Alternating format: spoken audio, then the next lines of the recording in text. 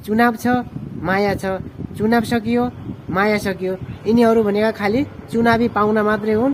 यहाँभन्दा अगाडि जितेर माखो नमारेका, हिजो अस्ति आफ्नो कुर्सी सफा गरिरहेका मान्छे आज कसैको घर लगाइरहेछन्, चिन्नुहोस् मलाई भनेर चिनाइराखेका छन्। विश्वास लाग्दैन? हेर्नुहोस्।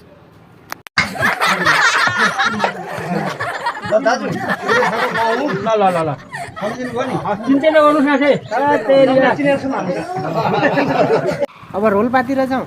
हाम्रो प्रचण्डजी ओहो हो जित्नको लागि बिचरा यत्रो बुढो मान्छेलाई के काम गरे रोल्पावासीले? ओहो राम राम राम राम राम, यति धेरै काम। ओहो हो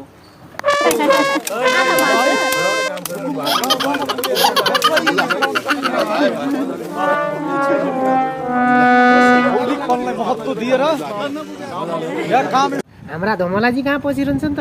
उनले त झन् नेक्स्ट लेभल गरे। ओहो हो बिचरा कति माया लागेको। राम राम राम राम। यहाँ आउँछु नि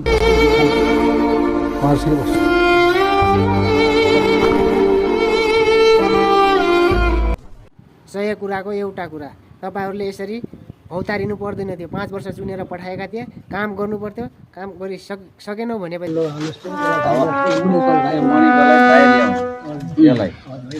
जनताहरू पनि सुन्नुहोस्, तपाईँलाई यति माया लाग्ला, माया गर्न लाग्दैन सोचे होला नि। चुनाव छ माया छ, चुनाव सकियो माया सकियो। यिनीहरू भनेका खालि चुनावी पाहुना मात्रै हुन्। जितिसकेपछि फर्केर आउनेवाला होइनन्।